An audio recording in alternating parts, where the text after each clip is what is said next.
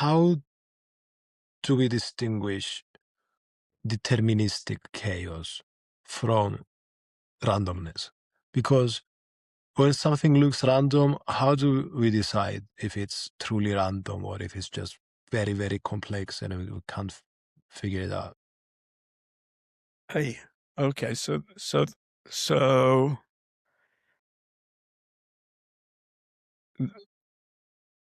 okay, first, so this is an area where I might be called what people in this sense call a strict constructionist, that Uh, I have a very precise notion of what the term chaos from a mathematical context means, and as opposed to a natural language meaning of the term chaos.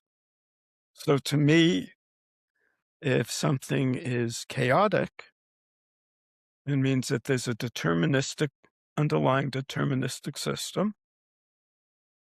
It's aperiodic.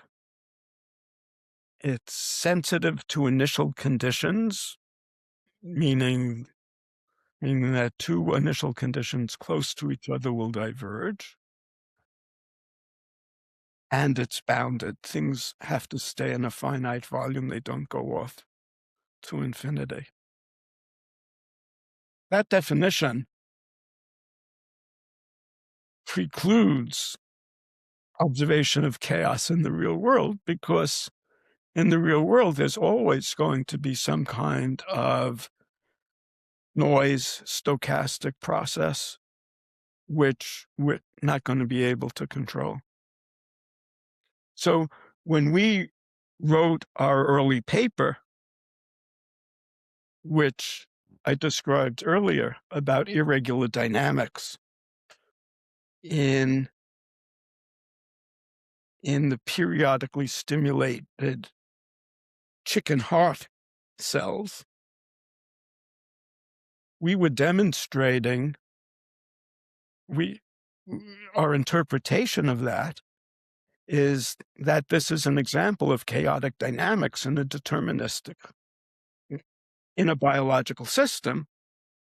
But my colleague, the person who was doing the experiments, Michael Cavera, said we can't call it chaotic dynamics because there is stochastic things. He insisted that our title could not be chaotic dynamics. It had to be irregular dynamics because it was irregular. mm. But since it was in a real system in which we knew there was noise, we couldn't call it chaotic dynamics. Whereas at the same time, many other people were writing papers about chaotic dynamics in different kinds of physical systems. And so from a very strict sense, in a real system, you can have noise playing a role. So in some sense, but do I think that what we were seeing is really chaotic dynamics? The answer is yes. I think that. And the reason is because we had a system that was reasonably well described, and it's not 100% described. We can, if you say, what are the defects in the model you had, I can tell you.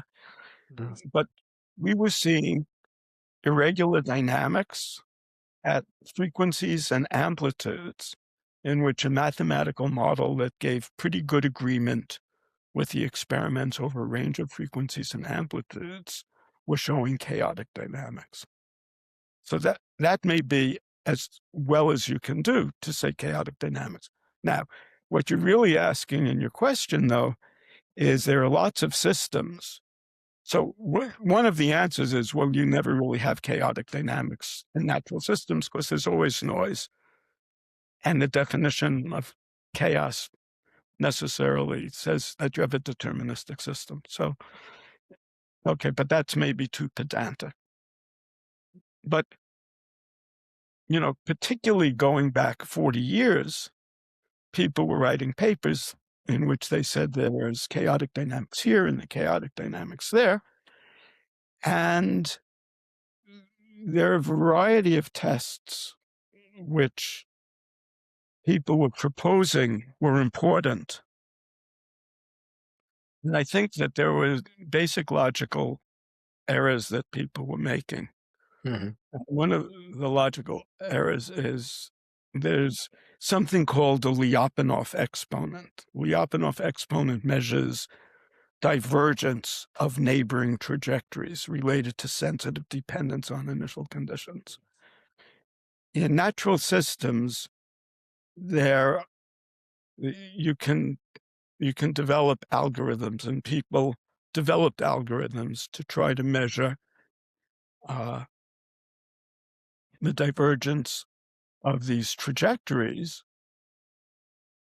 And those algorithms, if applied carefully by people who knew what they were doing in differential equations and mathematical models of chaotic systems, could be used to give a good measure associated with chaotic dynamics. So that's one of the parts of the definition, that you have divergence of neighboring trajectories. It can be measured by a Lyapunov exponent. A property of chaotic dynamics is that you have this divergence of orbits, okay? But if you develop an algorithm to apply this in an experimental system, you may measure a positive Lyapunov number.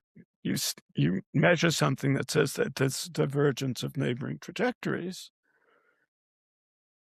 but you're now doing something in a system that has noise in it and can have fluctuations, which can lead to this being positive, to identifying chaos in a system which is simply noisy. And this is something that happened time and time again. At a very early stage, I took data from these cardiac beating chick hearts that were very regular. Very regular in period means that there's a fluctuation of maybe 2 or 3% in the period from one beat to the next. And I went down to one of the places that had developed an algorithm for identification of chaos via the Lyapunov exponent in Harry Swinney's laboratory in Texas, the Wolf-Swinney. Well, there's something called Wolf-Swinney. I think there may be some other co-authors there. And we took the data, and that from my perspective of what's happening there, here we had a periodic oscillation with slight fluctuations in the period and so forth. But when you tried to apply the algorithm that was developed, it would always give that this was chaotic dynamics, that it had a positive Lyapunov exponent, which was one of the characteristics of chaos. So there were many papers published in those days which would say, well, we have a positive Lyapunov exponent, maybe some other measures similarly, which would be, fractional dimension or whatever you want to talk about, which would agree with what you see there. But it doesn't necessarily mean that this is what you would call deterministic chaos, if you thought about it very carefully, in my personal opinion. And I think that was a problem. The other thing that you raise is, here are things which are very complicated, and may they not really, are they chaotic, or can they just be very complicated? And I think that I think that a lot of the things in the real world can be very complicated, but they're not necessarily, they're not identified with a low-dimensional dynamical system that has deterministic chaos. So to my mind, if you want to talk specifically about this concept of of chaos.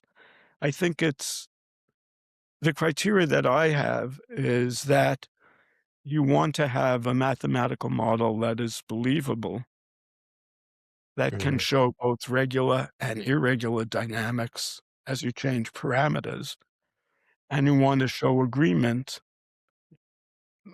It has regular dynamics over some range of parameters, irregular dynamics experimentally in another range of parameters, and in the mathematical model, you can demonstrate that there's chaotic dynamics in the mathematical model in the same values, same places where you see chaotic dynamics.